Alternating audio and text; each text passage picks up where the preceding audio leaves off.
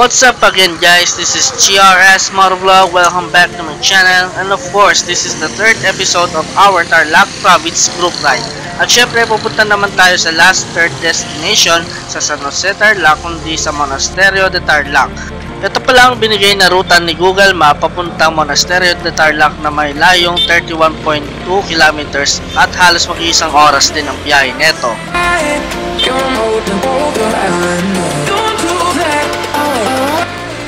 Ito guys, yung dinadaanan namin, ito ay yung Coanco Road na puro diretso ang daan. Kaya napahataw kami ng iba kong kasama rito.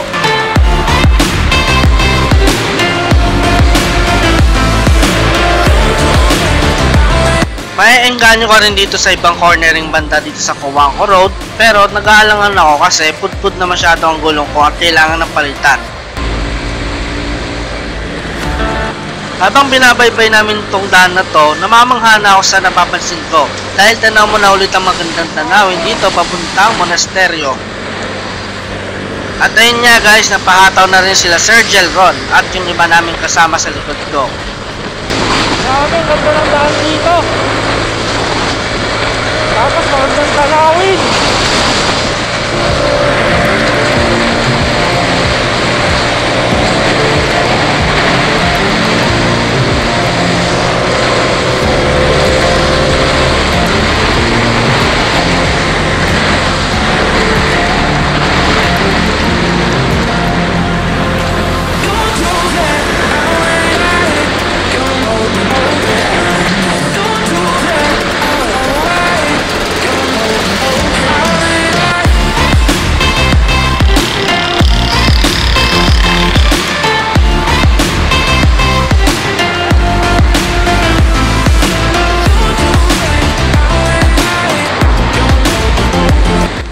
At yun nga guys, napasabak kami sa atawan at sa excitement dahil sa road condition ng Coanco Road at tila ba parang naiwanan ng ibang kasama namin sa likod sa sobrang bilis.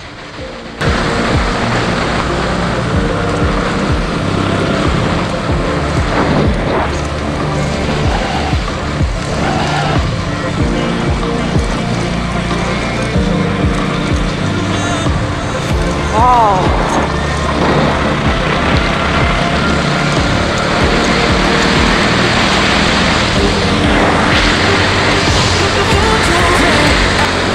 Ganda ng daan dito guys, napakaganda. Woo! Such a wonderful place.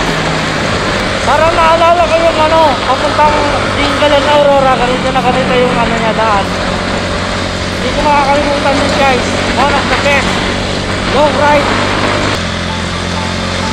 Yes, we're here at San Jose Tarlac.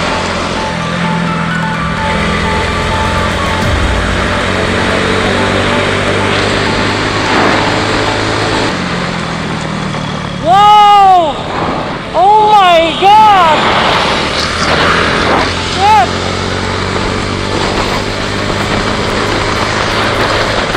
Ang ganda ng view!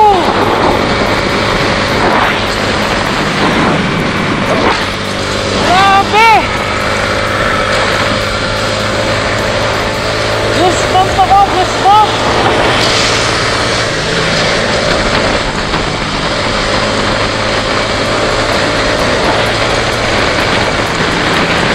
Napakaganda! I think hindi nakakakalo sa Dingalan to. Pare silang maganda tignan.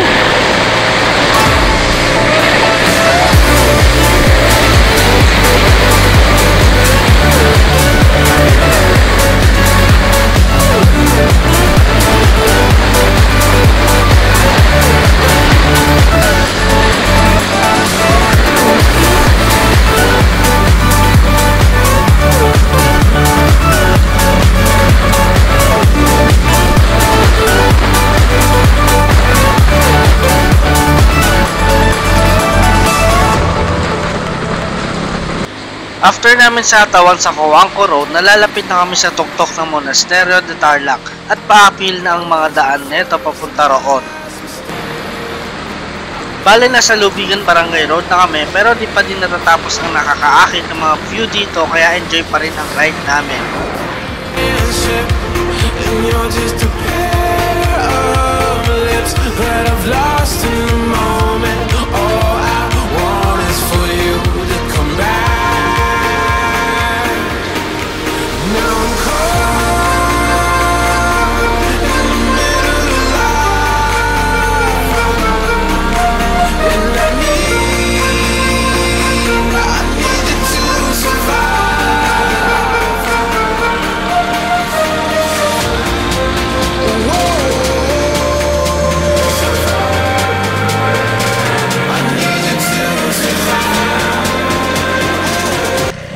Bago makarating ng Monasterio de Tarlac, may mga ibang parte ng lugar or daan ang ginagawa rito para mag-improve ang kalsada para sa mga turistang bumibisita dito.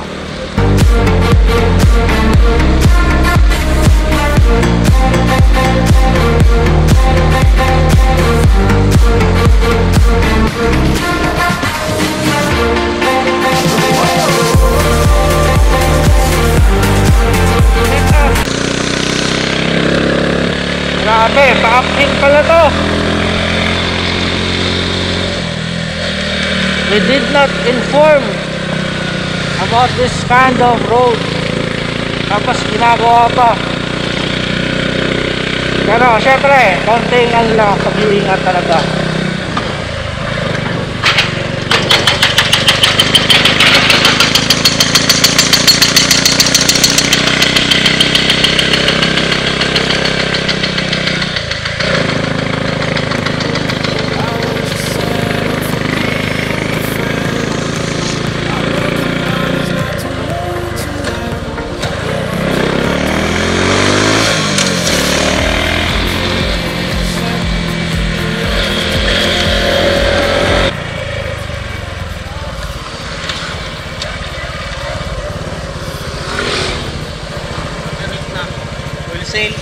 Magkano po? Ilang motor kayo, sir? 6.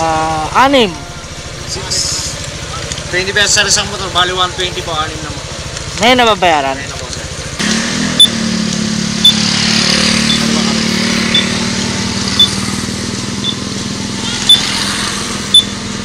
Ano?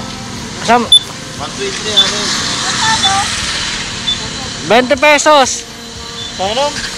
Muntik na ako, mabubusit sa may ano, paon. Yung pala, pagbalik ko, may mga buhangin, nagminor na lang ako. Kahit ako eh. Nagulat ako, may mga bato. Ikaw sir nagbigay ng 100?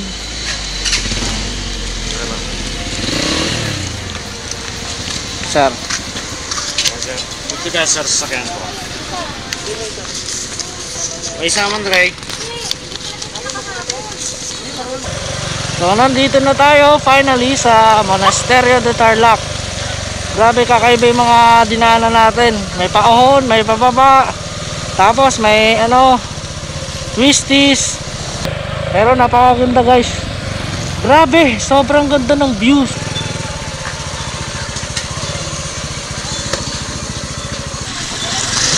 Uy! Ano talaga yung basura? Finally guys, we're here at Monasterio de Tarlac at San Jose. Pero bumili na rin tayo ng souvenir sticker tsaka yung ano, cruise na galing dito sa Monasterio de Tarlac. At syempre guys, grabe yung makikita natin dito. Balayan sila. Dito muna tayo guys. Tingnan natin yung magandang view dito. Alam nyo guys, kung ako sa inyo, try nyo dito magpunta sa San Jose Tarlac, dito sa Monasterio. Grabe, napakaganda.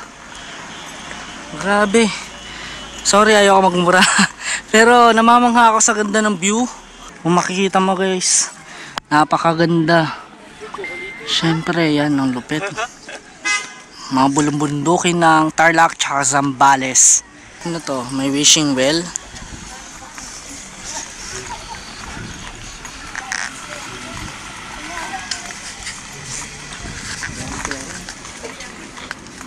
Pwede kayang kunin yan? Panggasolina. Do. Ay, mahagis ko yung ito ko. Baligtad, no? Ano nangyayari kapag maghagis? Mag-wish ka. Mag-wish? So, ayun yung simbahan, guys. May misa pa ngayon. So, ayun na nga, guys, no? Lalo na dito, pag bumaba ka, kitang-kita yung mga bundok-bundok. Isa to sa pinakagusto ko talaga. Makakita ng ganitong kagandang tanawin. Siyempre, isa to sa tourist spot na pwede nyong puntahan. Lalo na kung mahilig kayo mag-ride ng malayo. Balayin yung At akit tayo dun sa may na yun. Nakikita nyo. Akit tayo. Medyo nakakapagod na dahil sa sobrang init. Pero dahil sulit ang punta dito, makikita mo yung mga magagandang tanawin, tsaka mga views. Kaya ito, tingnan natin.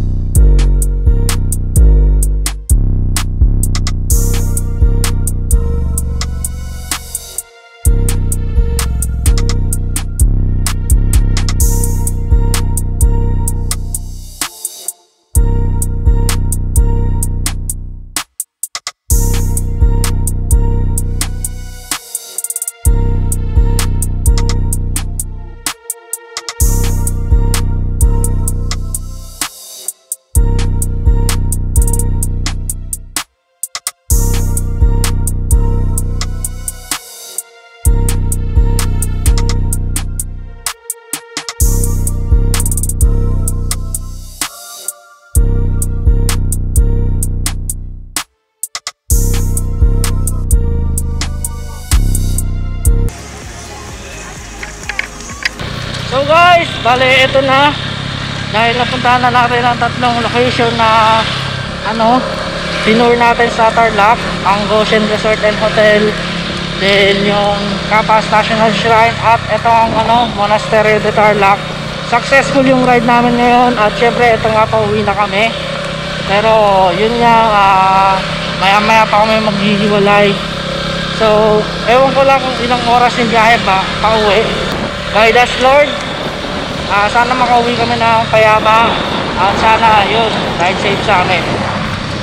Maraming salamat Lord sa ganitong binigay mong araw, para maging masaya kami mga sumama sa ride ngayon, at nabahin niyo po sila at gabayan sa kanilang bahay pauwi.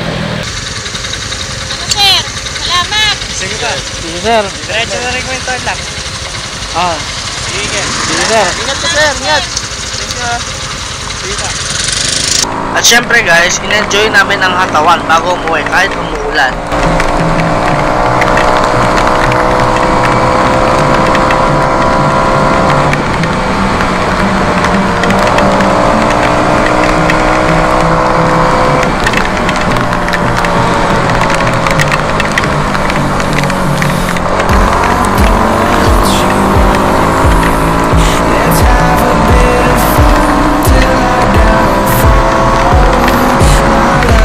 If you feel like I do,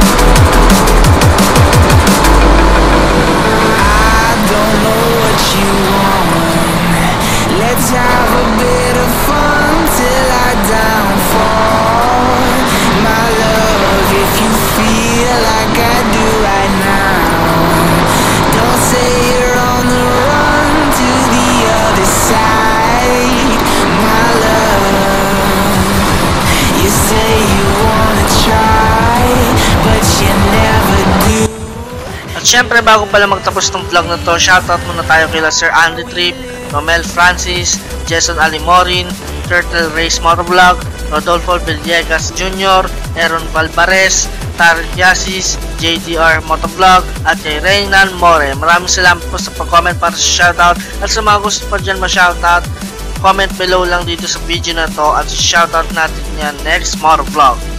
At syempre guys, maraming salamat din sa mga riders na nakasama natin sa Tarlac Province.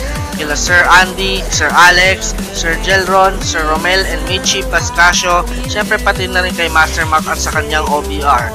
Kaya guys, abangan nyo pa ang susunod na rides ko at welcome kayo sumama sa akin. At bale, dito na rin natatapos tong vlog na to at syempre maraming salamat sa nanood guys. Kaya yon, kung nagustuhan nyo itong video na to, just like, share, comment, and subscribe and hit the notification bell for more updated videos of my motovlog. So once again, this is GRS Motovlog. Ride safe sa lahat and God bless always.